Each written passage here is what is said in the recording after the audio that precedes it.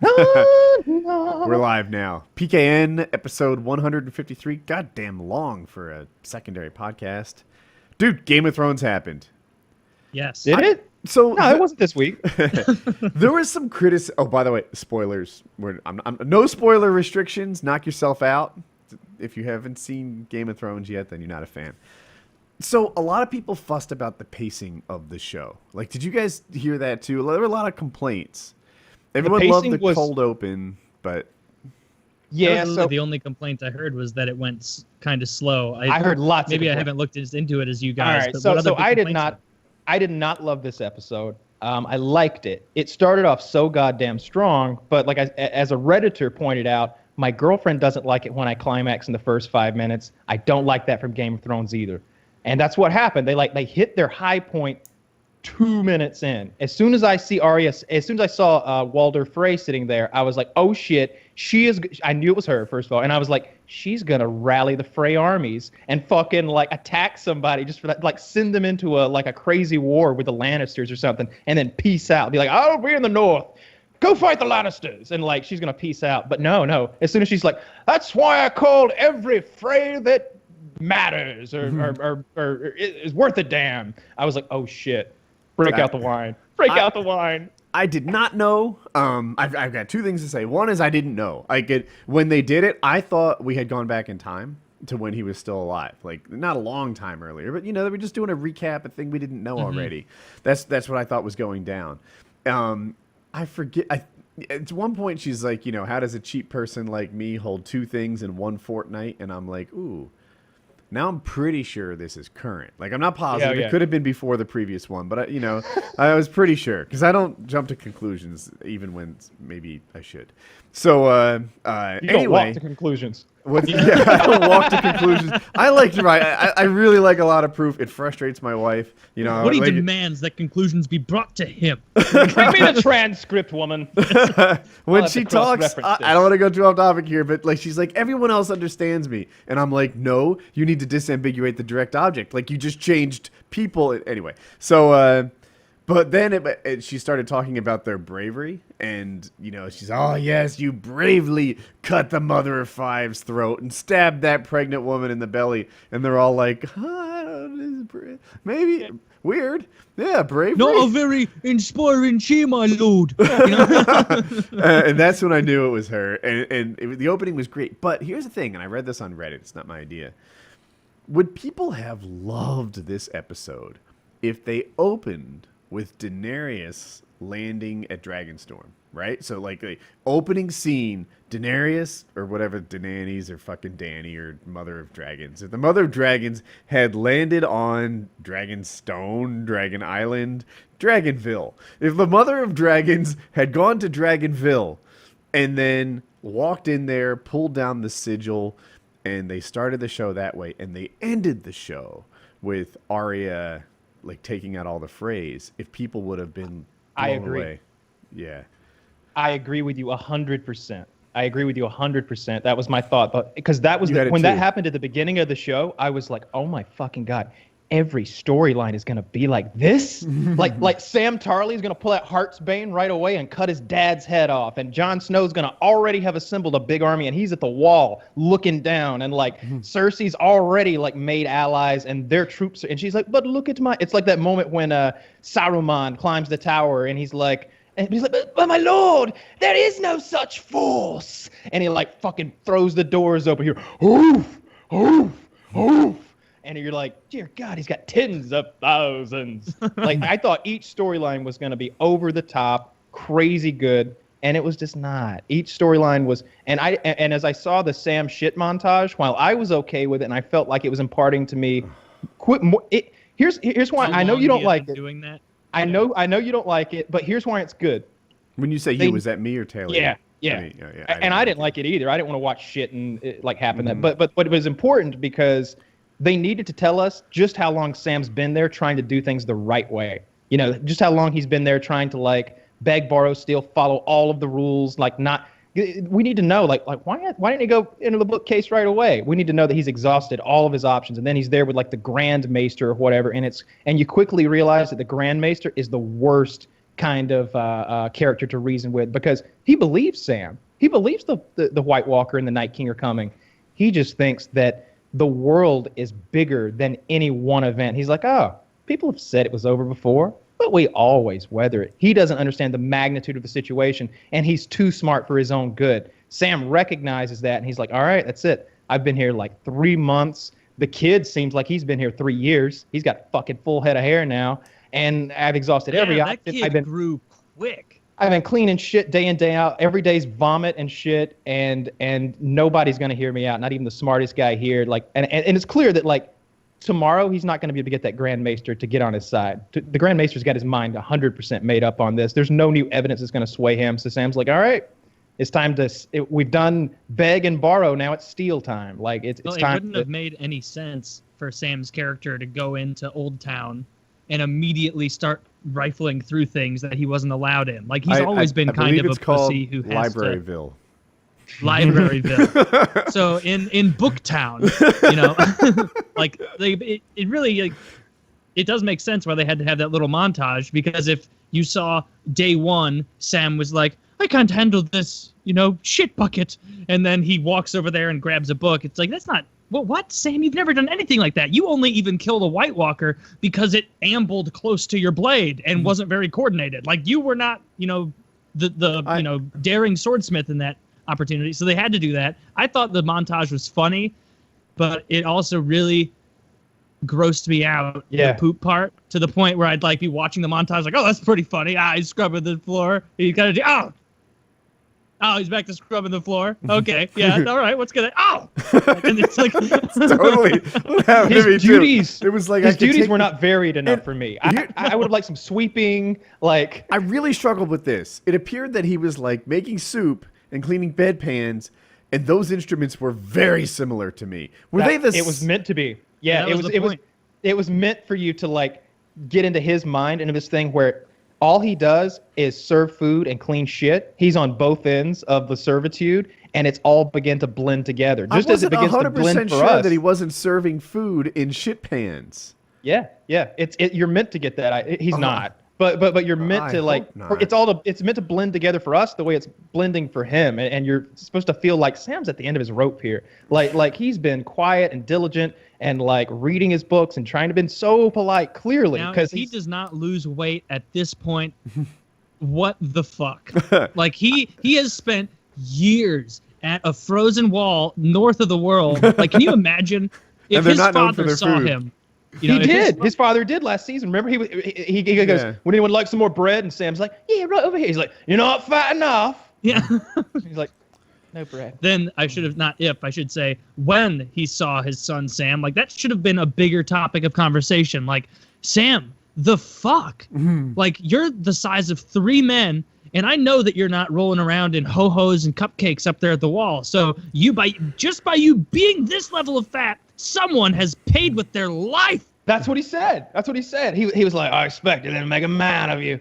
I trust you still can't sit a horse or swing a sword. Someone else has been keeping you fat. You found someone else to keep you fat. That's what Dad, you don't done." understand. Craft Services is excellent on this set. They keep We me got plump. Cinnabon. Yeah, you see it, my lord. The Grand Maester says it's a pituitary problem. You know?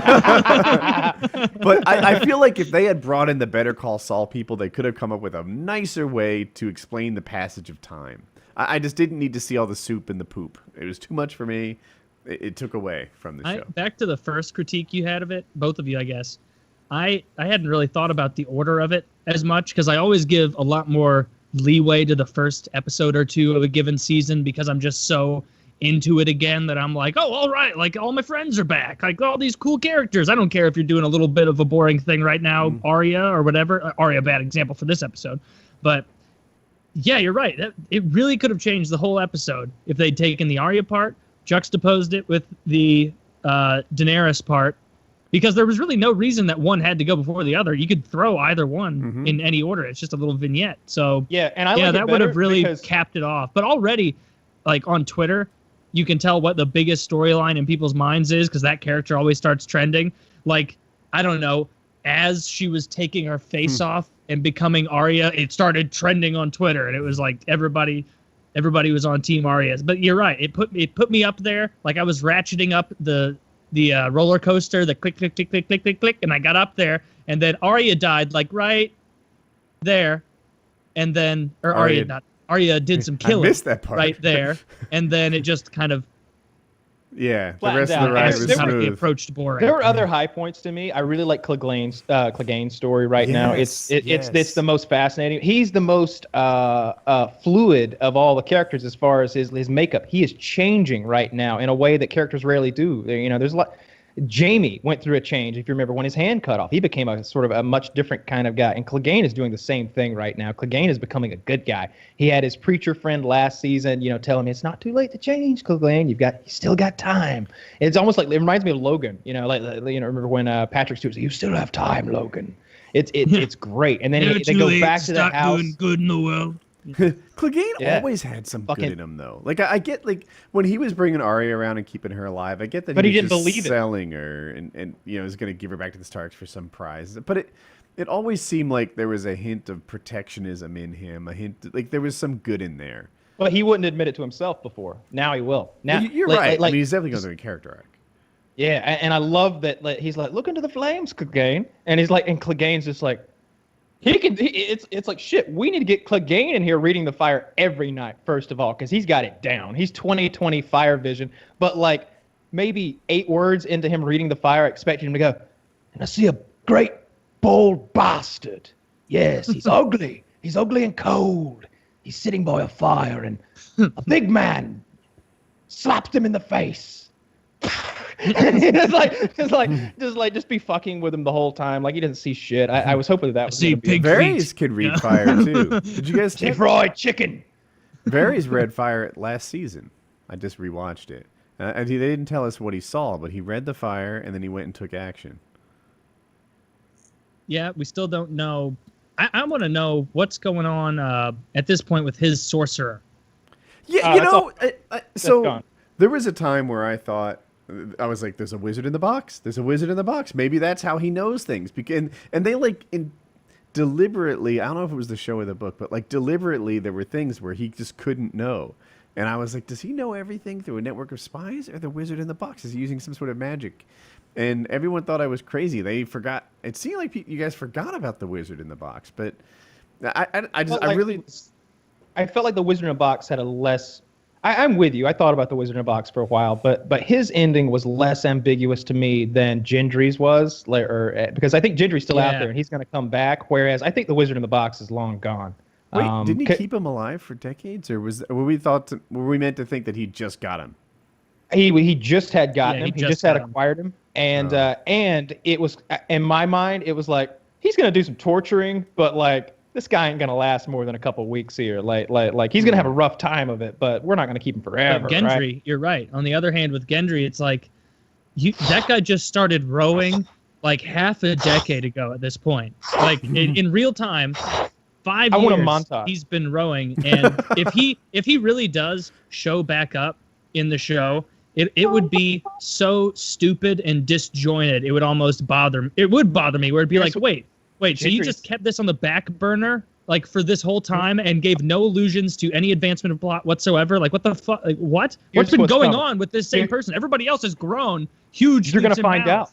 Here's what I think is gonna happen with Gendry. There's gonna be an episode that opens up with Gendry fucking rowing. And there's gonna be a little rowing montage. Maybe he gets more and more pumped as you go. Till he's like, he's got the 24-inch anacondas. And he's just fucking pumping that thing. And I think he gets like a third of an episode devoted to him and showing where he's been, what he's been up to, and his whole journey. And then maybe he leads back into this thing. But he better, and I mean he better be fucking huge arms. Because first of all, he's Robert Baratheon's son, right? I want him to be. He should be like by genetically just a beast. And he's been rowing all that time. And he was already a blacksmith. He already was a pump dude. I'm hoping. I don't know what the actor looks like, but I'm hoping that if I Google that actor's name, they'd be like, Wilson Davies continues his 5-year bodybuilding trend. Like, no sign of acting in his career. Like, we don't know what's up. And you just look at him. He's got almost fake biceps. I want him to come in and grab Robert. He's got a shirt that says like, "Never leg day." I want him to get Robert's Warhammer and smash. But I like Clegane's story. I think that's going places. Yeah, that's a good one. particularly, I think it's going to the north. Clegane, I think, takes and his little band of men there, the guys without borders or the banners, the men without banners, whatever the fuck they are. They're going to that castle up on the wall, same place that the red-bearded wildling guy Thorin or whatever is going. And I think that's going to be a big battle. And I think a lot of our favorite characters are going to die. I'm looking for Daenerys to get smacked around. So what I thought was going to happen was this. I thought Euron was going to meet her in the water, like at sea, and sink a bunch of her fleet. Because right now she seems OP. She can easily take out the Lannisters in terms of all that power and might. And she can easily take out the North. She just seems like the obvious winner. But she'll get knocked down a peg. Actually, I don't know if you haven't considered it, but she can absolutely not take the North with the army she has. Because they're of all these people used to hot weather. They don't know how to. They don't have the equipment for it.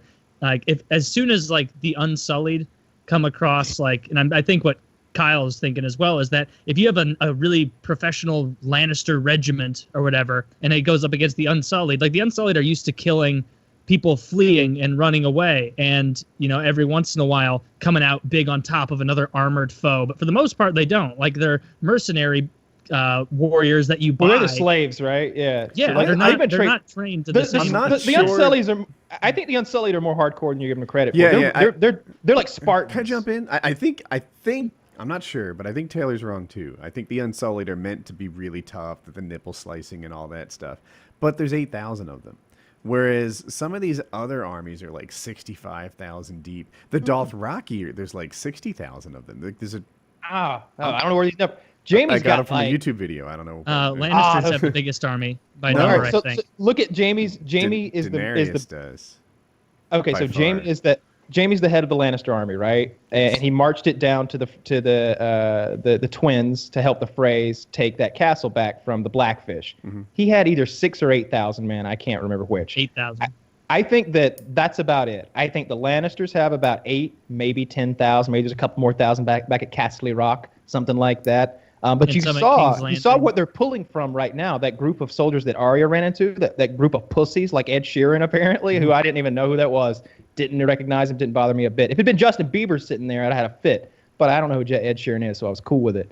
But I think the army sizes are smaller than you think. Daenerys is going to get fucked up on her journey to the mainland because she's still on an island. She's on Dragonstone. She's still got to get all that shit to the mainland where everybody is. So she's going to fight Euron at sea in a big naval battle. And Euron is going to get a prize, right, to win Cersei over. So that's either him kidnapping Tyrion, or that's him getting that dragon horn that controls dragons. Yeah.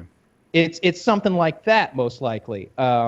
He's going to get the dragon horn. That's going to make Cersei. Yeah, I was thinking immediately Tyrion, because he knows how much that and Tyrion kind of shit appeals. He referred to it as a gift. Tyrion's been referred to as a gift before. I am, without any basis, very confident that it's the dragon horn, and that the dragon horn is gonna control one dragon, and that's gonna just mess things up. Maybe he gets Drogo, and the other two smaller dragons remain Daenerys, and that balance it, because we have to balance it. She needs to be nerfed. I watched this YouTube video by seeming experts, and they were going over all the military sizes. And you're right, the Lannisters isn't that big, but they're partnered with someone. I forget who, but they still have an ally. Not anymore. The only ally they have left is Euron, and he's kind of iffy right now. They got nobody left. Maybe I thought there was one more land-based one. Not a big one. Not one of the ones that's in the opening of the show. With all the sigils, like the Tyrells, clearly against them. You just killed her grandchildren. They've partnered with Dorne. Dorne clearly against them with the whole Ilya and the Red Viper and all that. In the Sand People. I know. Sand Is she with Daenerys? everybody hates. Yes, they are now. Varys went over there and met with her. All of the biggest houses have joined with Daenerys in the south, the Tyrells and Dorne.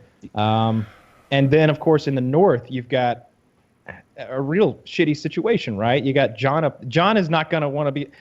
If Jon and Daenerys communicate, it's going to be like, I want to be queen of everything. He's like, you don't understand. You'll be queen of the ice. Like, We've gone through it. I died last year. Like, trust me, it's bad. I feel like I don't feel like Daenerys is too OP just because I feel like it's meant to show, like, see the might of the Tyrells and the Dornishmen and the Lannisters and the, whoever else, the Baratheons, the Starks, all of that, and the Dothraki. Nothing at all compared to the North zombie army and the White Walkers coming down.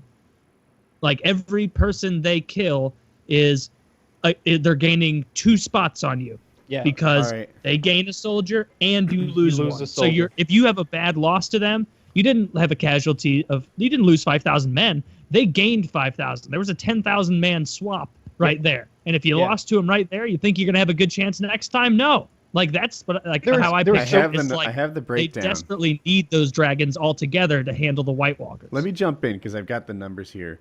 The Cersei Lannister army has the Crown Lands, 10 to 15,000 soldiers. The Westerlands, 30,000. The Riverlands, 15,000. The Iron Islands, about 10,000. The Iron Islands, now we're into Navy forces, 500 to 1,000 ships. The Westerlands Navy is 50 ships. The Royal Fleet is 100 ships. Daenerys' army has 8,000 Unsullied, 30 to 50,000 Martells, 30 to 50,000 Tyrells, 50 to 60,000 Dothrakis, about 5,000 Greyjoys, 100 Greyjoy Navy ships, 200, I don't even know, the Redwind ships, and then 200 slaver ships, and then there's the dragons. I don't think that's right. Because where's he getting his numbers? Because we watched the shows, right? There was no part where they were like, and there's I haven't even heard of the Westerlands, right? And the Riverlands are gone. The Freys are the Riverlands, and the twins are, right? Like that's what that is. I guess you're right. This was from July 14th, so it would be right before the show, I guess. Yeah, he don't know shit. Like he doesn't have any source material. The Frey leadership He's going is off gone, books. but it's not like the entire House Frey and like all those people who supported it are gone. So somebody's going to fill that vacuum. Like maybe it'll be Jon. Maybe he hops in and they're like, yeah, you're northern enough. You want to be part of a group finally? Jon is the forgiving sort. We figured that out. The world couldn't be better than if when Jon wins and gets Tyrion as his right-hand man. And then Arya around to like futz with people. Like that, I want her involved too. Yeah. But that seems like the most moral possible outcome for everybody in Westeros. Like Jon and Tyrion, 2 people who never belonged, and now they're setting policy, and they'll understand how people have it and how shit it is, and they're like medieval feudal system or that's too whatever. easy though. So like I think Jon will probably fucking die or something, and the Hound will be the hero of all this. He's the one that's been he's the one closest to the Lord of Light has already touched him once. Clearly, he's half his fucking face is gone. He might be Azor Ahai or whatever you pronounce that silliness that man made up, that big fat fellow. He could be the hero of all this. He could get there and like the Ice King can't even cut him or something. Like we'll see what happens when Clegane gets to the wall and deals with whites and White Walkers. What I really liked was when we saw the Army of the Dead and there were giants in it. I was like, yes. So many silly people on Reddit are going to be like, yum. I was about to say, so many silly people on Reddit are going to be like, is that 1-1? Yeah. No, of course not, because that guy's missing the wrong eye and they're north of the wall. So somehow 1-1 would have to. They'd have been foolish enough not to burn 1-1 first of all, or bury him, and then he would have had to reanimate and walk like 200 or 300 miles up north over the wall once, join the army, be like, "I'm here, guys. It's easy over there. Wait, I was just there," and then they'd have to all turn around. That's just silly. And there's 3 giants, of course. It's like all of the giants that 3 ever that we existed, can see. That we can be see. More. All of the giants that have ever existed are in that army. There are zombie bears in that army in the books. There are ice spiders in that army in the books. Like, there's scary shit in there. Imagine if they utilize those giants in any way at all that is not stone cold retarded the way Jon did with 1-1 in the battle against Ramsay, where like that's such a great battle. I watched it with some friends catching up the other weekend, and it was like just watching it is upsetting, where it's like nobody could have got that guy a stick, a large chain, a net, give him a net. Tape 4 spears together. Yeah, give a net, toss that over a chain net, and you toss it over a bunch of guys, and then 1-1 just fucking walks in a different direction. Hey, we've made a hole in their lines. Wow, did you do it with tactics? No, we used the 30-foot soldier we have available. It's like, oh man, man, hindsight 2020. We should have got him a weapon before. If I'm Jon Snow, all of my resources, all of my Smiths are like, they're not. Make One me a big helmet sword. big enough for that guy, and a whole suit of armor for him. Everyone, pile your armor in a pile. Take it off. Take it off. He needs it. Like Yeah, we'd have that's what I would melted do. all of Really? the You armor think down. that's wise? Is he that No. OP? Oh Yes. yeah. If you arm him up, like already he's almost invulnerable to arrows. It took that crazy double recurve bow right in the eyeball to really fell him. Part of me But wonders if the giant is only worth like 8 people. Oh, the giant no. is worth Probably hundreds. hundreds of people. Hundreds of people, you think? Yeah. I mean, imagine this. If they had just, if they were too stupid and lazy to get him a chain net or just a regular chain, imagine he has a, I don't know, 100-foot chain in his hands. And Ramsey's guys are running in. He just goes, woo, woo, woo, woo, woo, He dead. can't handle a He's like a 100-foot chain, lawnmower. right? How tall is he? 30 feet? Probably 30 feet or so. I 30, think that 40 feet. if I were to arm you with a chain, somewhere around 6 feet would be a good length. If I were to give Also- you, I'll exaggerate, a 15-foot chain, you'd be like, Woody, this chain is too long. I can't But he's swing it not properly. proportionally strong to us. Do you Go remember on. the scene where, He's like a Neanderthal. like, if you had a normal size fence post, could Right. you like hammer it into the ground with your arm? No, like, I no, could no not. human could do Right, that. nah. He took like a tree and like just not even like he was like everybody watch me. It was like a all right, goddamn chores, you know, and like doing like that. Like I have so much confidence. If they just use a little bit of tactics with those giants, they will get shit done. Imagine if they just gave him a big pile of rocks next to him. just hey, what do I do? Yeah, well, 1-1, you're gonna pick up all these rocks and you're just gonna heave them at the enemy.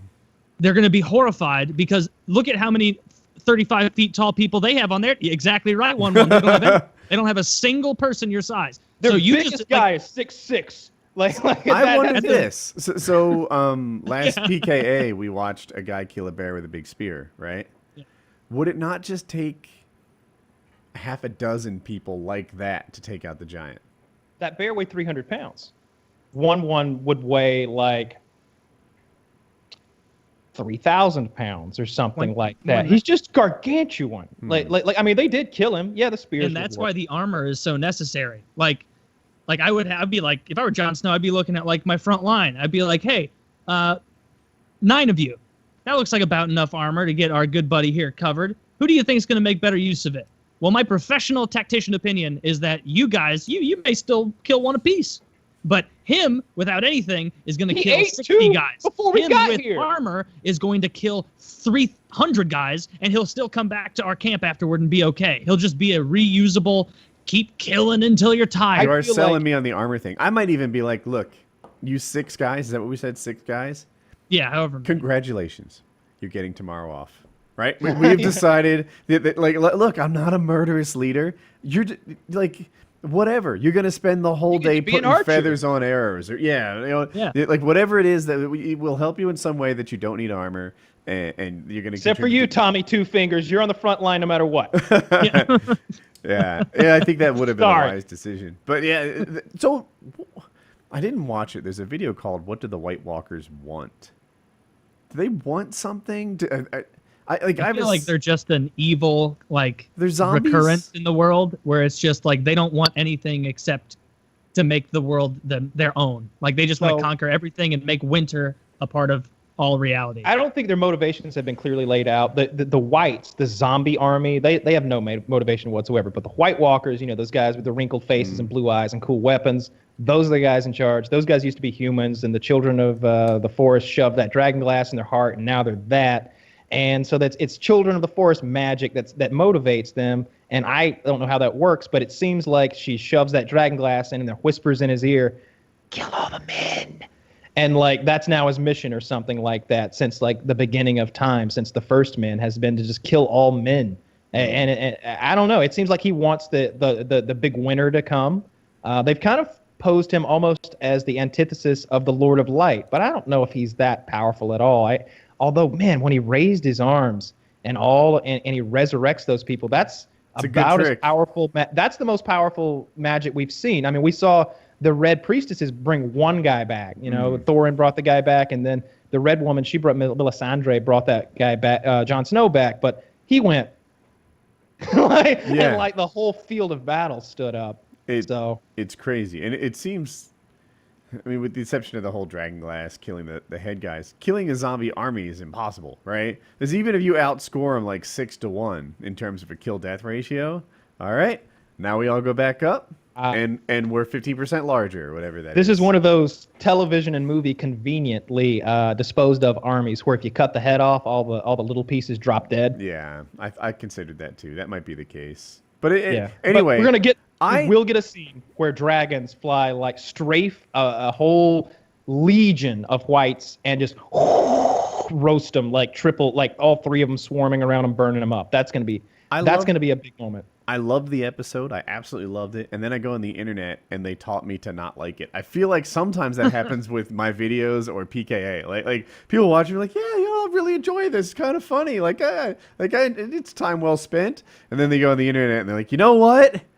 That did suck. And that happened to me on Game of Thrones a little bit. Like, I watched it, I was like, yeah, it's back, it's going. You know, we got set up for all these, like, a lot of my favorite characters got touched. The Arya scene, of course, was amazing. Like, I'm like, yes, you know, it's not a whole season, but, you know, I'm psyched.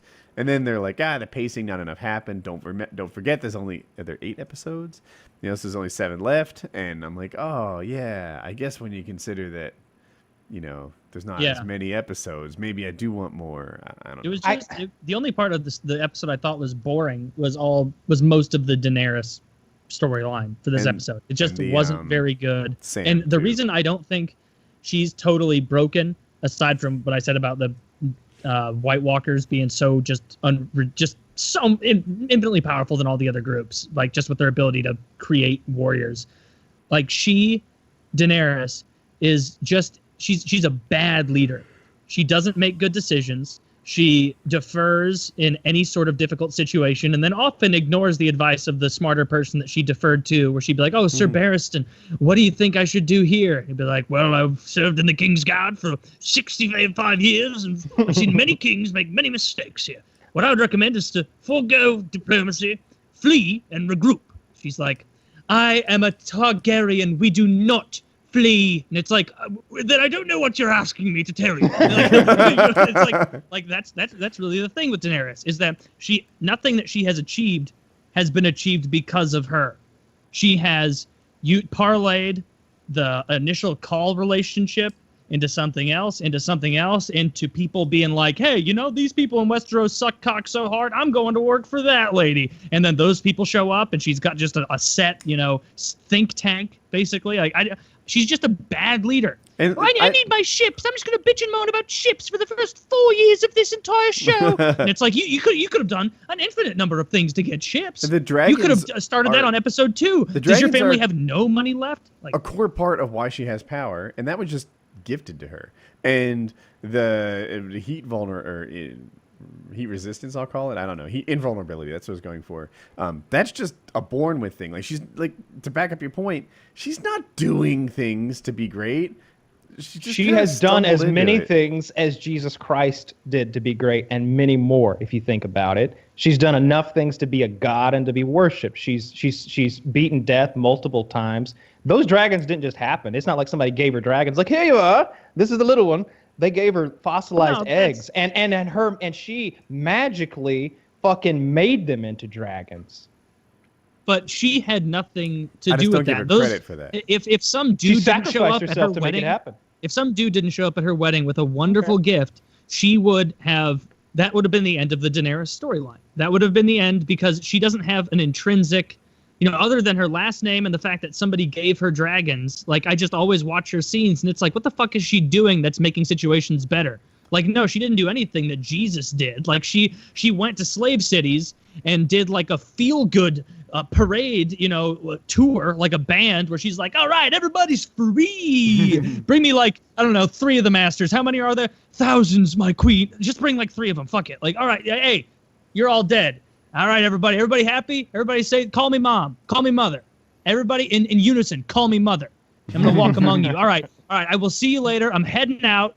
I'm going to get 5 miles away, and then a fucking raven's going to arrive and go, the masters are retaking the city, and we're all being slaughtered. And then she'll go, oh, my God, but who could have seen this coming? And Jorah will go, well, I did tell you just a few moments before we departed.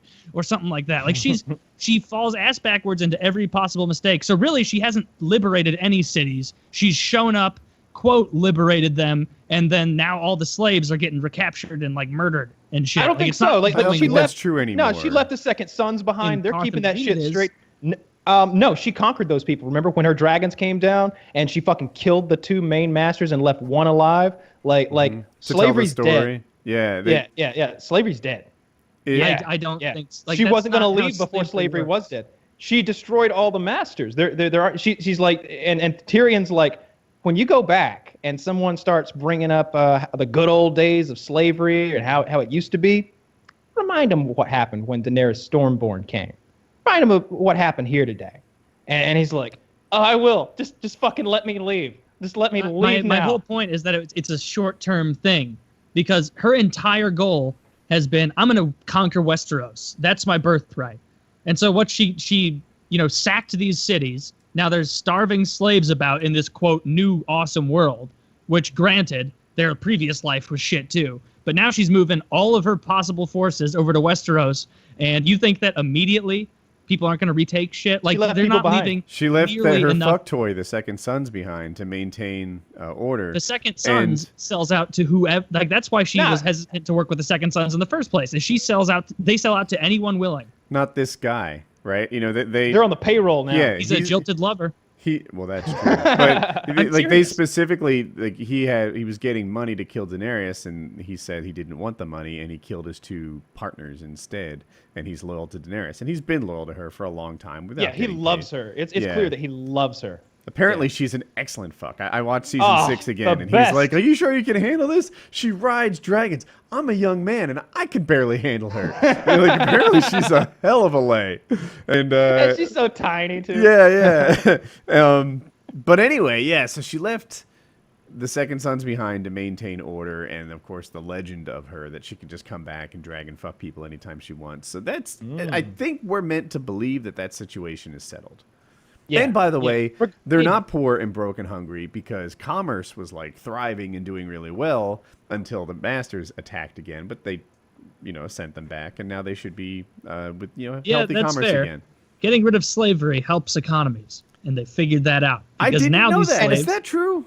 Yeah, it's absolutely true because you allow people to pursue what they're best at instead of forcing people into basically being farm equipment or building equipment I or get that. What boat construction equipment that is you still have to pay for, you still have to feed and clothe like all those people. It's just inefficient. And I suppose everyone compared gets to, to like, mine. rise to the level of their capability, in theory, in like a non-slavery economy. Whereas if you have a slavery economy, you rise the level you were born into. That never made Yeah. sense to me. You would think that the people in charge, like who had slaves, like if slave. First of all, we have slaves now, right? The whole penal system is a big slave colony. Those guys are getting 35 cents an hour to make body armor and all that shit.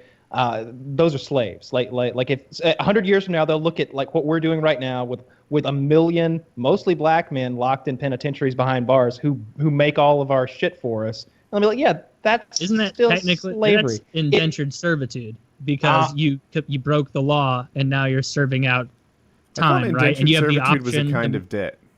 They made so what happened Yeah. whenever slavery was abolished, there's an except in the case of punishment at the end of that sentence. Like slavery, it's slavery. It's just slavery. But that's It's- because you're controlling their whole life. Like that's why like you're keeping them as basically a slave who can't leave because they did something like murder someone or rape someone or whatever. or whatever you decide that they did that now they have to go work Yeah. to pay for it. I don't know how prison work goes. I always thought that it was like they assign you something or you could pick certain jobs to like make extra if you There are whole companies that like all of their shit is made in prisons. There are body armor companies that do, and I mention them specifically over and over because that's the one that keeps popping in my head. But there's a bunch of them. It's like, yeah, their stuff is made. Victoria's Secret got in trouble because it turned out that like some of their lingerie was being made by prisoners. I heard Rogan talking about this, and Rogan was like, those guys were like rubbing their balls on those panties and like. Yeah, that's if I were a woman and I frequented Victoria's Secret and I found out that they had some fucking pedophile, sewing the little flower on my ass cheek. Like I would not want that. That would be uncomfortable. I wouldn't want my underwear Like, if I found out that MeUndies, it's like, and it's made of 100% Modal, the finest that your prison system can bring you, and it's like, oh, what? What? Prisoners? I like, hear you, but I suspect that within a few days, they would get bored of what they're making. Like the like novelty of the fact that it's underwear would just be gone, and But there would be an underground market, right? There'd be other guys like, yo, man, can you give me some panties? I'm gonna make Leon wear them. Yeah. You'd be like, we don't make all right. panties big enough to fit Leon. You gonna make the panties out of me? Meanwhile, Leon's the size of a Volkswagen Bug. Yes. I will say this about that episode. They did a good job, I thought, of touching on every character I cared about that I could think of at that moment. And they showed us where they were. And that's pretty demanding in a show with this many characters. Like they hit on all the main characters that I care about and show me where they are. And I was like, okay, at least we got the board set. At least I know where everything is. Because the pieces have moved significantly since last season. And the timeline, even within this current episode, is a bit confusing. So Arya kills the Freys at the beginning. Then you go to Cersei and Jaime standing on the map having a conversation. But they know about what Arya did. I don't know how long it takes news to travel by Raven from the Riverlands down to King's Landing, but I'm guessing 2 weeks, 3, maybe a month. It's something like that. And each storyline is like that. Then, of course, like Jon Snow has a letter from Cersei. How long did it take a letter to go from King's Landing all the way to Winterfell? Like lots of time is passing, not only since last season, but within this episode, and that can be a bit confusing. I wish they would handle that a bit better. Yeah, they didn't cover. They rarely cover time very well in the show. It's true. Yeah. Yeah, we're left to assume often. It usually isn't as jarring to me as it was this episode. And I liked it though. I'm psyched that Game of Thrones is a thing again. The last scene with Arya was interesting, I thought. And it's one of two things. What was the last Either scene with her? when she comes upon Ed Sheeran and the Lannister troop, and she's considering killing them until she gets to know them a little better, and then she decides she's not gonna kill them. But when I'm mixed on that scene a lot because it's meant to do one of two things. Either A, lull us into a sense of liking these guys so that they can try to rape her next in an episode or two, or they just really wanted to show us that, hey, first of all, not everybody in this world is evil. Here are a few good men who just happen to be Lannisters. These are family men. They miss their children at home. They miss their wives back home. They have aspirations of growing to be old men. She asked the guy, do you want a boy or a girl? He's like, oh, a girl. The boys go fight in someone else's war. A girl stay home and take care of her pops when he gets old and stuff. These seem like good guys. Mm-hmm. But the whole time, it's Game of Thrones. So I'm like, they're about to hit her in the head and rape her. They're about to hit her in the head and rape her. There's going to be a butt fucking. It's coming. That would be a huge mistake on their part. That guy with the lazy eye, who was super friendly. Boom! Did you guys like that guy, the lazy eye Lannister soldier, who was just like Do you know why he's there? unbelievable? What? Do you know why the lazy-eyed soldier's there? To take away from the fact that Ed Sheeran is cross-eyed a little bit. They put a even more cross-eyed fellow next to Ed Sheeran so he doesn't look bad. I didn't know who Ed Sheeran was until somebody neither. told me, and I didn't care either way. To me, it just seemed like a normal guy singing in the show. I don't give a fuck. We were playing But Battlegrounds last night, guy, and I told them that I didn't know who Ed Sheeran was. I was like, I don't even know who Ed Sheeran is. And these guys were like, you don't know who Ed Sheeran is, mate? He's like the most famous man in the world. He's got like 20 number ones.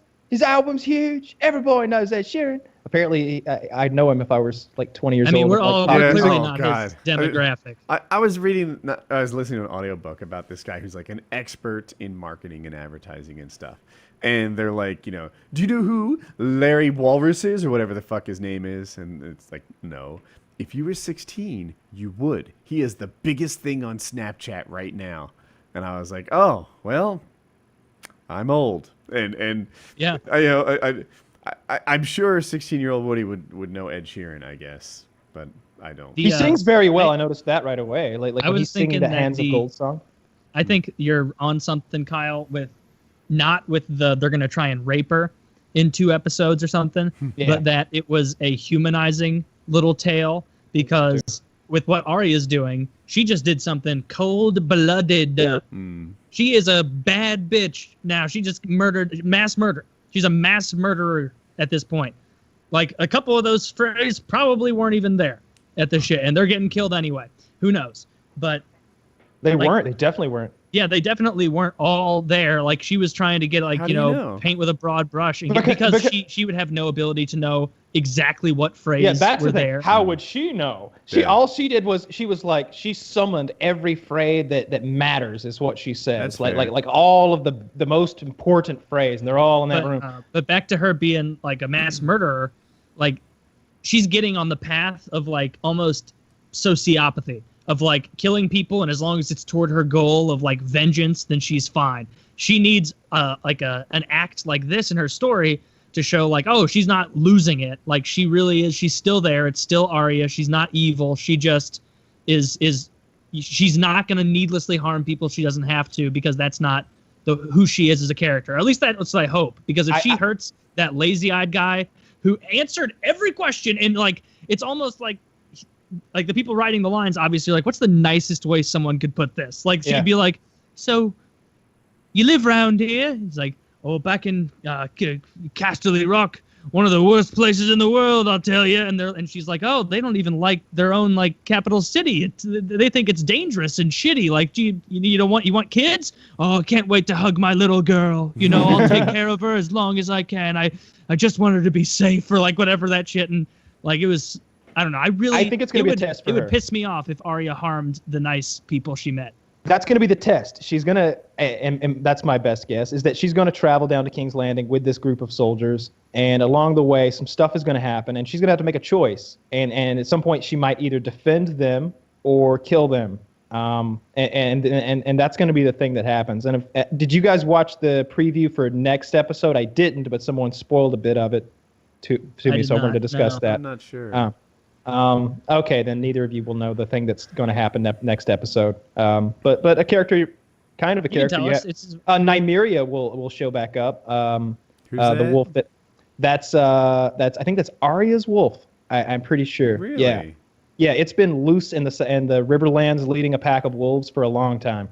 They've been too cheap with the wolves in the TV show. They've been too cheap with the wolves. The wolves played a much bigger role in the books. They were the partner sidekicks. They did a lot with them.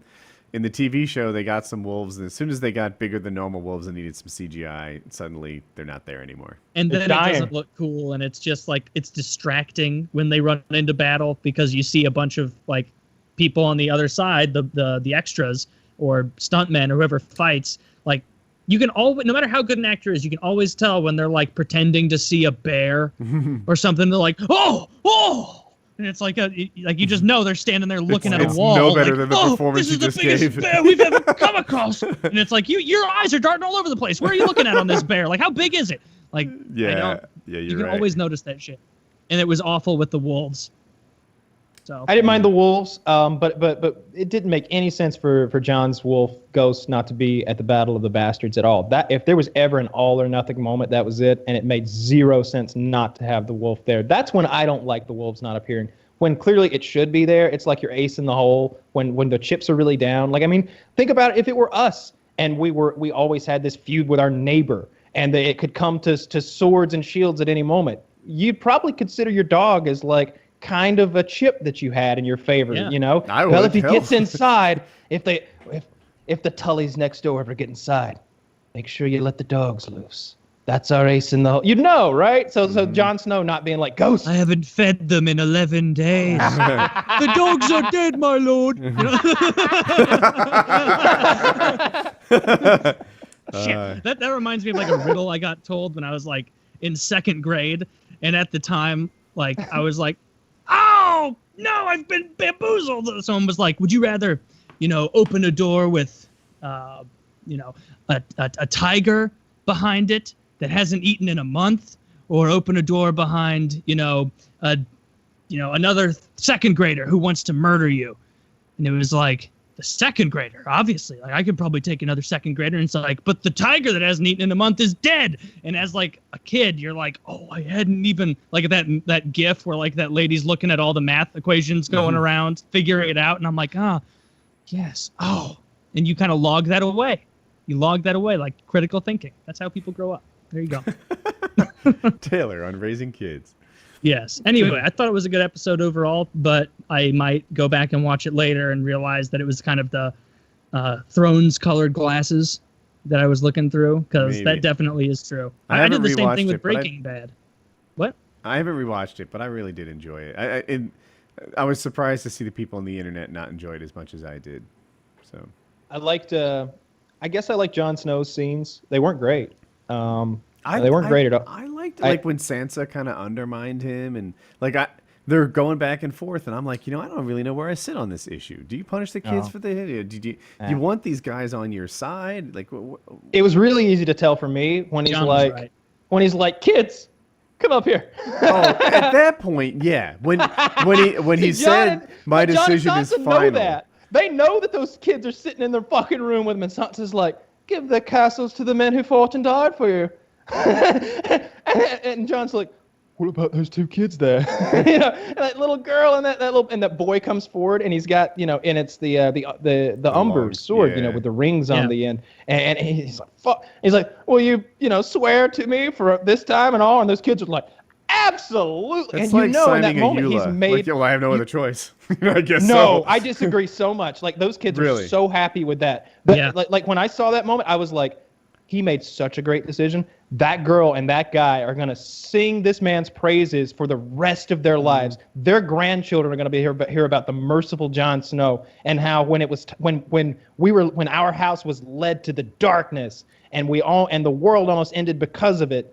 This guy came in, forgave us, raised us back up, and like led us to this new place where we are now. Like, it was a tactical move where he had one option where he could further alienate two houses that he needed and give those castles to someone who's already on his side, who he already has in his pocket, or he could make a show of bequeathing it back to those families, which is exactly what Kyle said would happen. They'd all be like, oh, are we my lord, are we going to meet up with Jon Snow's battle? Yeah, everybody we got is going, because we got to make sure that, because all that John, like, I didn't like what Sansa did at all in that scene, because it's like the first fucking rule of business, anything, that you never go into a meeting on different teams. You never go and go like, all right, we're going to do this and that. And then someone goes, well, we don't want to do that per se. We want to take this route, right? And then suddenly you're putting a front that is not trustworthy, it's not steadfast, and they're not organized. And that's something that people disrespect, and they're going to be thinking, well, who's in charge here? Who's the one running shit? Like, Sansa should have known better and kept her mouth shut, because that just reflected badly on everyone. And it makes her look right. They should have gone in on the same page. But I feel like you're probably right on the Jon Snow decision making. I think the way it's going to lay out is they're going to make Jon a good ruler, etc. Having said that, like, take away like the way that the authors are laying out the story, the decision that he had to make. There's a world where another house betrays him out of cowardice or whatever, cowardice, and then he gets to think, well, you know what? It's okay to fuck over Jon Snow, because nothing really, like, it might not work out for me, but my kids keep this castle. He killed them all. They would have, but all their families are dead. And so basically his option was battle, though, right? Like, yes. It's like, if this works out, this goes, well, he was going to be on the field of battle one way or the other. So he can just join the favorites, even if that's not the person you pledged loyalty to, which is what he did, knowing that the only penalty is him dying. There's an even greater certainty that he'll die if he joins the underdogs, right? So he's not really laying any precedent stopping families from betraying him in the future. I think he's inspiring. I think he's inspiring them to love him, not fear him, and like one will work and one won't. Cersei is all about making everybody fear her, and like Jamie said, you're the queen of 3 kingdoms at best. Okay, at this point, you just keep. Cersei's the one who's always like, oh, they wronged us? Well, kill their children. Oh, take this from them. Take that from them. And she just inspires hatred to her. Everybody hates her. Jon is the guy who inspires love. These people love Jon. That scene in this episode reminded me a lot of last season when Lady Mormont stands up and she calls the Glovers out. And the Glover guy finally stands up after she said her thing. And he's like, you're right. We broke faith. When a man's wrong, all he can do is admit he was wrong and ask forgiveness. And Jon goes, "There's nothing to forgive, my lord." And you can see, like, those words struck him like the hardest slap in the face. Like he was just like, We will stand with the Starks until the breaking For of now. the world. 2 And- weeks ago, he didn't stand with him. 2 weeks ago, he But, tried to murder 2 his weeks ago, Yeah. 2 weeks ago, that guy No, he wasn't in didn't. charge. Well, 2 weeks ago, that guy was not the guy making decisions. Well, So, like- specifically in this episode, it was, and he wasn't trying to kill him. They were just the ones who. That was the one that the Glovers are the guys who Sansa and Jon show up at the castle, and they're like, "Will you fight with us?" And he's like, "Who's in your army?" He's like, "Wildlings." He's like, I can't believe it. You brought Wildlings down here. I had heard about that. Look, Ramsay just helped us take this castle back, and now you want us to join with you to go fight Ramsay with Wildlings. I respected your father, but I just can't do that." But that's the Glover guy. So Okay. I think that John's Good inspiring love with the North. I think everybody there is, the Stark name means something. I think he's really solidified them it's in the also best You might be way right, but I'm for- really just playing devil's advocate because John 'Cause they're the definitely northern got houses. fucked over by everybody. What I'm calling 2 weeks ago, and the notion that like this, like he's infallible. If he was infallible, he would have built a better army, and he wouldn't have been so close to losing to Ramsay. If he was infallible, a couple of those houses wouldn't have They gone don't the want other way. infallible though. They don't Well, want they- infallible. They want respectable and honorable. And here's the and thing that good. nobody's seeing is like he's not. I mean, he's king in the North, but there's still houses and people that aren't like rallying behind him. If when those houses show up, he goes, "All your shit gone, and you're banished, executed, whatever. We don't need you to go forward." He's just made 2 enemies, and he's sending a message out to everyone else who hasn't rallied behind him yet of, "Hey, it is too late to get on my team, so you better buckle down and defend." Whereas of if he does course- what he did, he makes it clear that, hey, these people who, they're not the same people who made the decision, so I'm letting them back in the fold. And he's making it very obvious to everyone, like, now is the time. Well, the one because guy did make I'm the accepting all decision. comers. With what? was it Umbridge? Yeah, the older Umber? guy, Umber. He did make that decision to fuck over John, and John forgave him. There's nothing to forgive. And He did. At that point, if there I are think he other really- houses out there, then you bring up a good point. All I'm saying is that the other thing that he's telling people, and look, I acknowledge what you guys are saying, but I'm not getting the same in return. Everyone's like, no, absolutely, fuck over John. Nothing happens. You get to keep your house. You get to keep your kids. You get to keep everything. There's no punishment for fucking Jon Snow. We've seen the punishment But for fucking. right now, he there's a kills them. mutually assured Everyone who has destruction. fucked John died. Nope. Everyone. Nope. We just hangs described them. Umber. He kills them. He killed Little John Umber on the field of battle. The red-headed wildling did stabbed him in the eyeball The one repeatedly that with an antler and the bit one he his throat told out. there was nothing to forgive. That guy fucked John. That guy That said guy did not fuck John. He Oh, wasn't really? at the battle at all. Yeah, that- he didn't that- go to the battle. He pledged loyalty to him and then honors No. that pledge when it's convenient to him. Negative. None of those No, things I don't true. think that's that's true. my whole He's thing one with of the it, is that bannermen. He's Yeah, saying, to the Starks, and Yeah. Yeah. there are no, and it made a lot of sense in that moment. He's like, there were no Starks. You've brought wildlings down. You're not a Stark.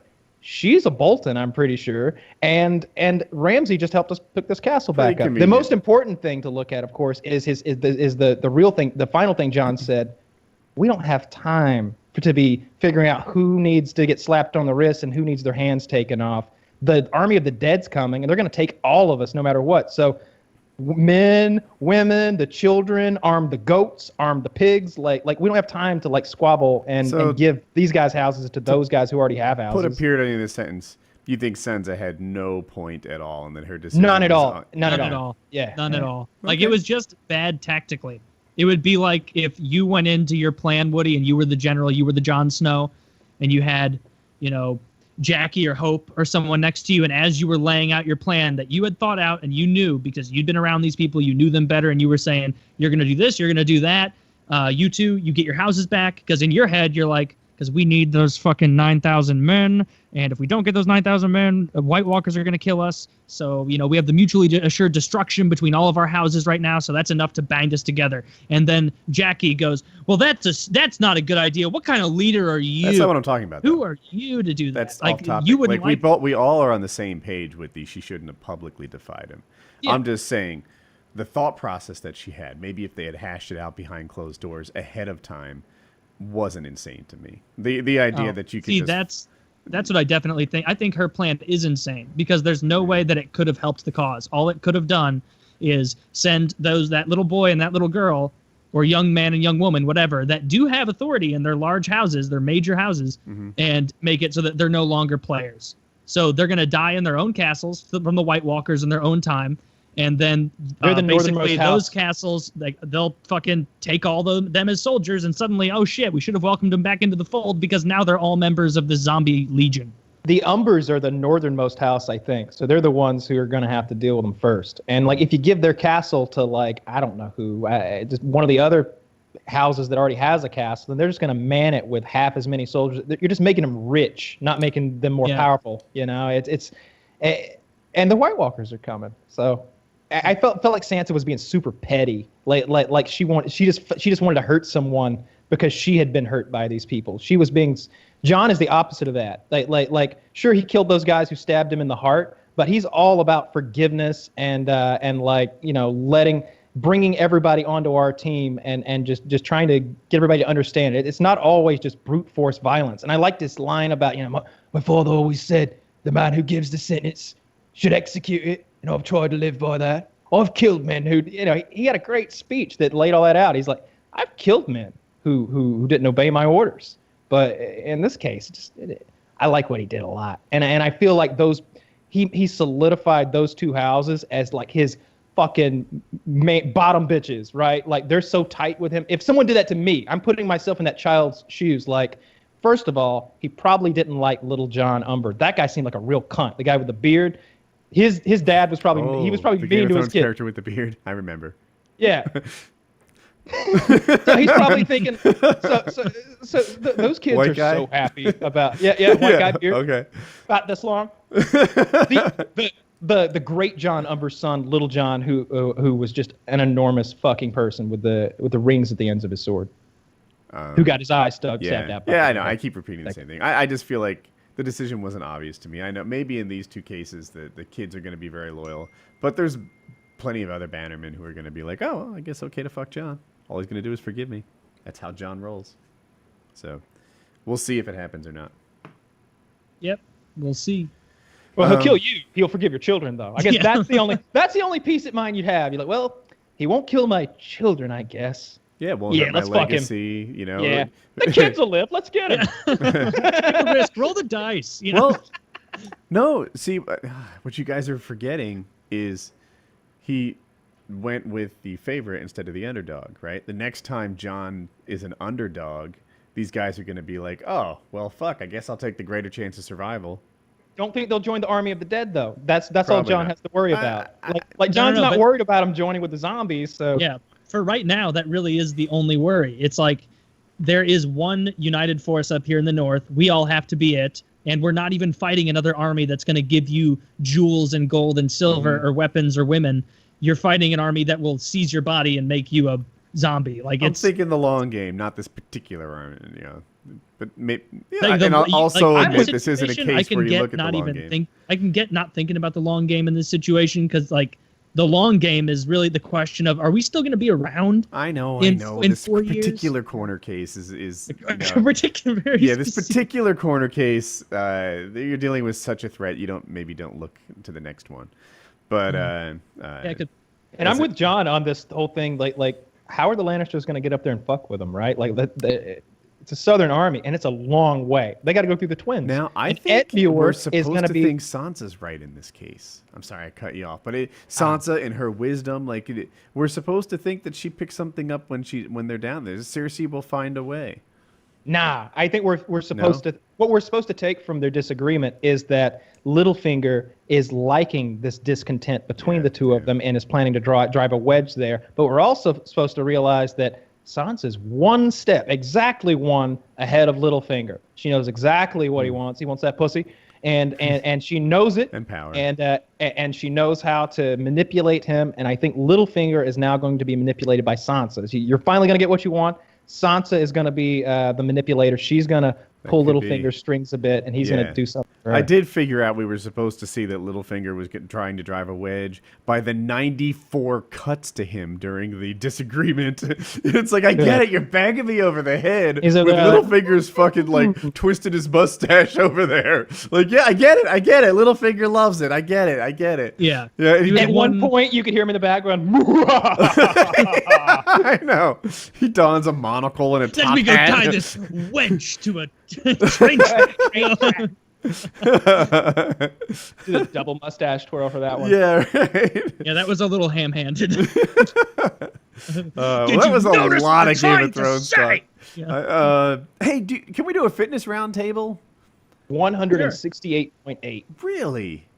You were still losing weight. Okay. And Taylor, are you working out again? I started working out again yesterday because my thumb's good enough now that I can start lifting, and so back on it.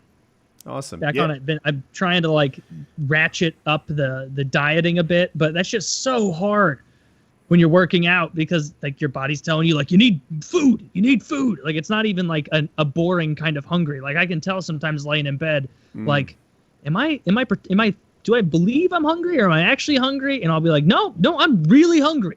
Like, and then you have to try and sleep through that. But the working out, I'm back on it, and I don't know. I'm excited. I'm excited to be back on it. I feel so much better about myself. Like it's that extra checkbox of something you accomplished that day makes all the difference. Your body that feels better as much as it is you're proud of you, right? Mm-hmm. Yeah, absolutely. That's a huge part of it. Is like, look at me. I stuck to something, and I don't know. It's like when you make a good, healthy decision, it impacts your other decisions because you want to like not sell that down the river. Like you don't want to eat a whole pecan pie.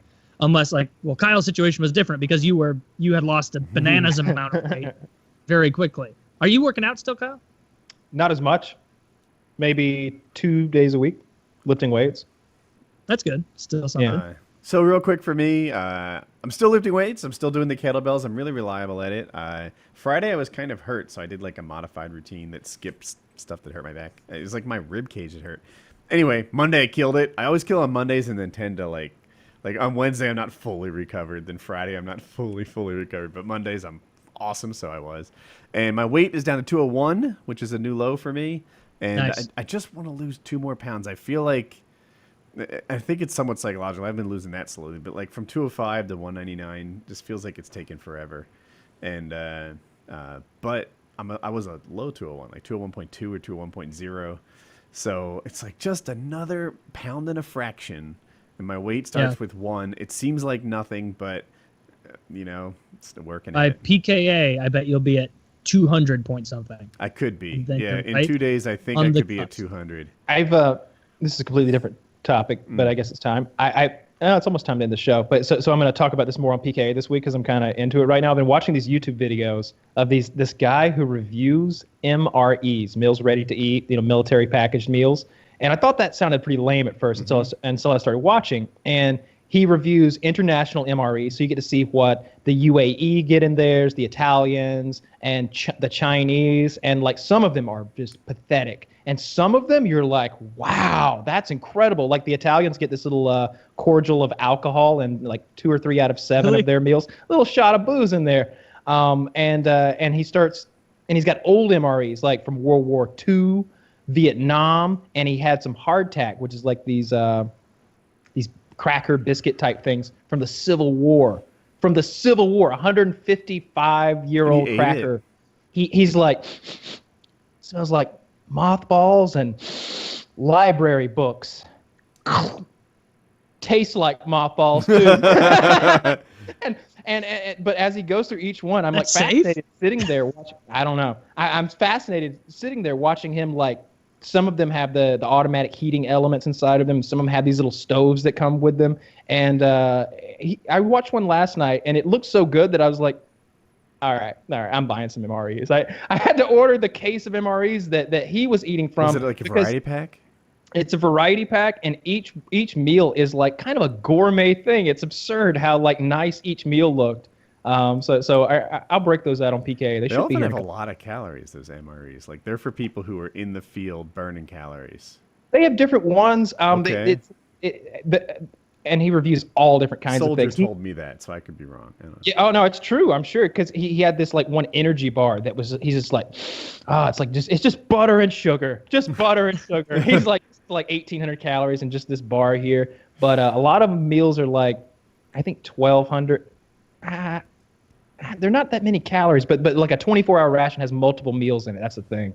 Like one little thing has like breakfast, lunch, and dinner in it. My calorie deficit, I think, is about 600 a day, right? If I'm losing a pound a week, that's 3,500 calories in a pound. Is that about right? So Yep. 3,500 divided by 7 is 500 calories a day, right? So, like, an 1,800 calorie bar would set me back for half a week. Like that one meal would Absorbed it all. Yeah.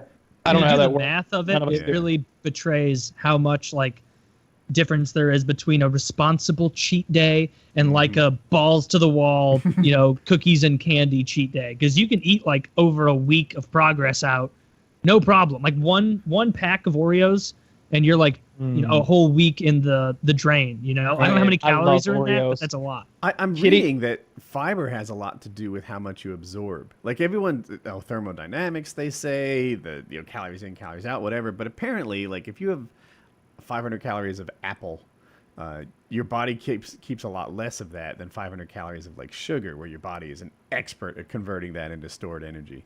Makes sense. Because and the fiber content apparently has a lot to do with whether it just rips right through you or becomes fat.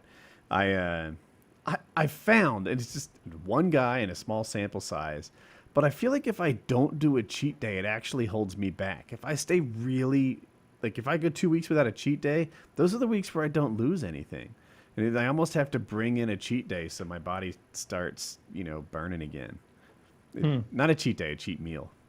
Yeah. Makes sense. Because it's like then with a cheat meal almost, or cheat day, whatever, it's like you're breaking your diet with the intent of getting back to it. And so it's like its own self-control test, where it's whereas if you're totally on the diet and then like 4 months in you cheat, maybe you have like that catastrophizing thought process of like, it's all over, it's done, because that's how most diets end, is someone just eats like shit and then they go, well, I guess it's hopeless, and then falls my apart. cheat meals usually, like I get one cheat meal a week, and it's like, oh, I can't wait. It's going to be Thursday. It's going to be lunch. It's going to be Thai food. There's never this thought process that like, this is my new life. They're letting me out of solitary to see the sunshine for one afternoon. I can't wait. It's going to be great. I'm not thinking I'm out. Just that's that. I do not know what happened, like how this story ends, right? When I hit 190, which is my goal weight, I think I'll look really good at 190. When I hit 190, like, what does a maintained diet look like? Do I get to have a milkshake a week? Right now, I look at milkshakes like they're gonna burn me or something. Right? Like they put a crucifix against them. All right. So like, I don't think that I'm a good model for this, but like I certainly don't gain weight quickly. I think, and what I do is I eat like 2 meals a day, and one of them is like any fucking thing I want. Usually, like sometimes it's crazy. Last night I had spaghetti and meat sauce, and I had like 3 pieces of garlic bread. And I mean, when I make a bowl of spaghetti, I make a bowl, like a cereal bowl brimming full of spaghetti with meat sauce and Romano and Parmesan cheese piled on top. And then I ate half a pint of caramel ice cream after that. And but I don't think I had eaten that day. Like I hadn't eaten leading up to that. That's how you get away with it. You do like mini binges where you'll be like, oh, I haven't eaten in like 18 hours. And then you get that whole day's worth of calories. And then you're like, I can't possibly eat for another 18 hours. I definitely, there are full days where like, if I get really hungry, I'll just like ignore it for an hour and it'll just go away. And I'll be fine. I do that a lot. Like I almost never eat breakfast, almost never eat lunch. But 2 meals a day maximum usually. It's rare that I eat a third meal. And this is the best soda in the world. If you like Dr. Pepper 10 is the best. All of the 10 calorie sodas are excellent. I don't know what sweetener they use that only puts 10 calories in a 12-ounce soda, but whatever that is, they make a root beer, an orange drink, like a Sierra Mist Sprite type thing, and maybe a Sunkist. Dude, I love these. I have grown to actually like my water. I think my water tastes good. And I swear, me of 2.5 months ago would have called water some kind of drink of sadness, like a prison food kind of thing. I like, especially if it's cold. The water from my faucet is okay, but the water from my refrigerator comes out like really cold. Yeah. And like I'll guzzle that stuff like it's a treat. I'm just like, this water's extra good. I can Cold have water burns all- calories. A very teeny amount. Probably. Oh, come on. But- It's got to be a significant amount. Your body's having to like warm all that liquid up. Like whatever it takes, whatever energy it takes to warm that freezing cold liquid to 98 degrees. Or maybe your body uses less energy to keep itself cool. I don't know. Well, it But- takes 1 calorie to But- increase the temperature of 1 cubic centimeter of water 1 degree, right? Yeah, 1 if we're using a calorie. flame, that's 1 pretty degree good efficiency, centigrade, but yeah. we're using your body. But anyway, I have honest to goodness reprogrammed myself to like food that's not as good. Yeah, I have come That's to what people actually say when they stop appreciate drinking soda. vegetables. And- Yeah. yeah. I done like I haven't had any soda Lemonade? since like April 15th, which was kind of like my start date. I've had maybe one sweet tea at the Thai restaurant, and that was probably 6 weeks ago. Have you ever had a Thai tea? Yes, they are great, but they're not on my menu. Do you know what's in it? I think what's in it, and I'm probably wrong about this. It's like half some sort of really strong Thai tea or that's tasty, and then like half cream. Yeah. Oh, Like cream. And it's so fucking sweet and like delicious. It's called I love those. YT cream. whitey cream. Yeah, YTEE cream. Oh, I Written in thought it. it was a It's like racial very- joke. Yeah, no, they Okay. just serve it to the white people. I Thai tea YT.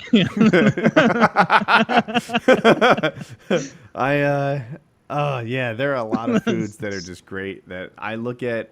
I like what's working for me is a level of food snobbery. You know, like I saw someone eating Funyuns recently, and it was like, oh, how could you? Funyuns? Funyuns are beneath me. And that is the kind of thought process that's kept me off of that kind of food.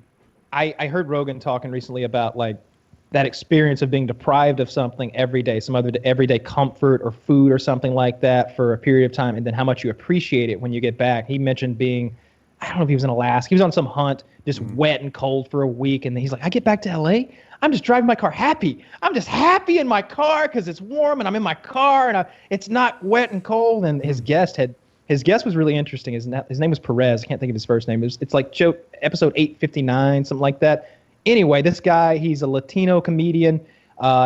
He gets in a fight on a basketball court, beats the guy up. Fast forward 3 years later, he's put all that violence and like hard shit behind him, and he's a comedian. He's gotten his own special on Showtime. He's been on Comedy Central a little bit and like some like those little shows where they talk shit back and forth, like Yo Mama or something. He's getting his life together. The man he punched sees the Showtime special. Fast forward maybe another year, he's been sentenced to 3 years in prison. Oh. So he's the best Joe Rogan guest ever, I think, because he's got this experience of being both a comedian and having done some shit like go to fucking prison for 3 years. And he had a great time in prison because like the guards found out he was a comedian, and they're like, you want to do some shows for us? So he ends up doing fucking shows in prison. All of the prisoners like him, and he's like, I don't know what I can say. I'm not a clean comic. And they're like, no. We already talked to the white supremacists. They said you can say whatever you want. They just want a show. And he's like doing shows for the prisoners, and then after a while they're like, hey, we're gonna have like some staff and administrators come down, and we want you to be the example of the model prisoner, the big turnaround. We want you to do a comedy show for all of them, but no cursing. And he's like, all right, cool, but I want KFC. He's like, and Joe, I was just talking shit.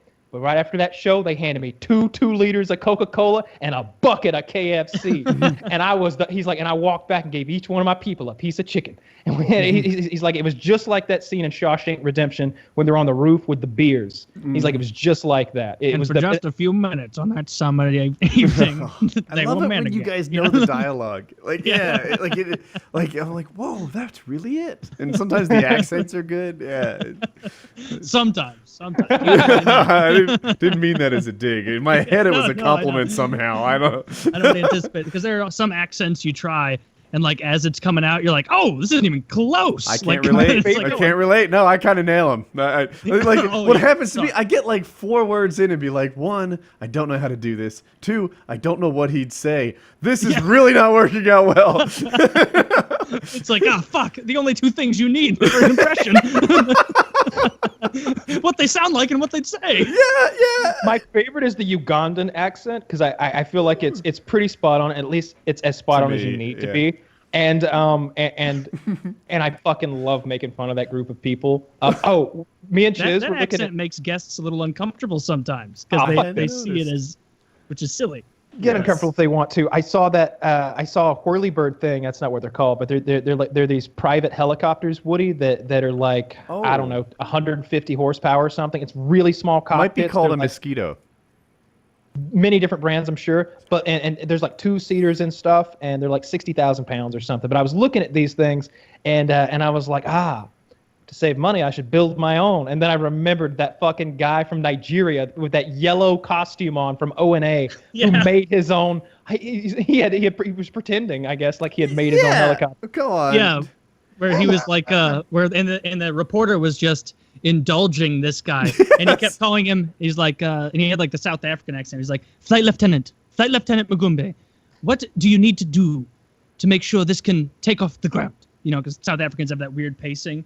And he's like, and then he really, the guy himself doesn't even talk much in that video. He just like gestures and points at the electrical part in the front, and is like, and part this that is where moves. you turn the rotor of the automobile. It does fly. It has flown multiple times, and I am the one that has flown it. You can ask anyone here, and they will confirm for you that I have flown this machine. And they'll be like, it's absolutely remarkable, Flight Lieutenant. Flight Lieutenant, what else have you done to improve aviation in South Africa? It is 100% electric, as far as I know. You know, it's like, Dude, Oh, the that's one such a that I funny saw, clip. he hadn't flown it, and again they completely indulged him. The authorities actually stopped him from flying, like he was breaking some sort of rule. But remember the boy who took apart an alarm clock and made it look like a bomb, and they acted like Yeah. he was some brilliant engineer, and Obama had him into the White House. Huge mistake. yeah, it was Yeah. ridiculous. It was stupid. And Trump sent him to Gitmo. Trump would have sent him to Gitmo. He could. I don't know. Trump hopefully would wisely ignore him, like Obama should have done. Yeah. But anyway, that's what this guy was like. All he really did is have access to a junkyard and make a make-believe flying machine. I think it was a helicopter. Like Yeah. it has like a. You know what a box fan is? You know they're like 24 inches. You put them next to the door and they blow on you. That's like his rotor. You know? I'm Yeah, like, oh, yeah. It's a big It's joke. angled the wrong way. Probably, yeah. And like nothing he's worked. It looks like a kid made a treehouse out of scrap metal and shaped it like a helicopter. Yes, That's what it looks perfect, like. perfect. And he's wearing a uniform too. That's the best part that matches. It's all Big Bird yellow. It's all Big Bird yellow. The chopper, his get up, his helmet. He's got a helmet on. Being nice to him is racist. It is the racism of low expectations. They should be saying, "Yeah, I'm telling you." They It's a should be like, joke. "Dude, go to school." Gag. Oh well, maybe I'm wrong about that then. He knows he hasn't flown it. The report, everyone knows he hasn't flown. It's a gag. I feel dumb. Look at his. I mean, Kyle, what about this picture? This thumbnail screams gag to you. Is it the bicycle helmet or is it the Japanese flag he has painted on his Zimbabwe helicopter? Tell us, Flight Lieutenant Mugumbe, what have you done to advance? It's so clear that he's just being ridiculous. I literally thought that like he was trying to pretend that he was some future aviator, and the reporters were trying to pretend like he had an accomplishment. Like when he turns on the rotors for this thing, it's like a broken ceiling How long fan. is It is so this? slow and lethargic. Oh, it's 17 minutes. We can't watch that. Yeah. Yeah. I strongly suggest it. If you search like O and A and like fake helicopter, you'll see Zimbabwe it. helicopter. I'm Yeah, looking at Taylor's thing here. Yeah, those are really fun. Yeah. Lots of showing. Yeah, we're Yeah. at an hour and 20, or about an hour and a half, really. I felt like we should go a little long because we All did Game so of much Game of Thrones. Thrones talk. Yeah, Yeah, yeah. But we got our fitness talk. And there in, was a then good 15 whatever. minutes of disagreeing about Sansa. This show would, That's- it won't get Dudes. any, don't get me wrong, but it would have benefited from some editing. Just saying. But, yeah. Anyway, so that was PKN episode 153. I had fun. Me too.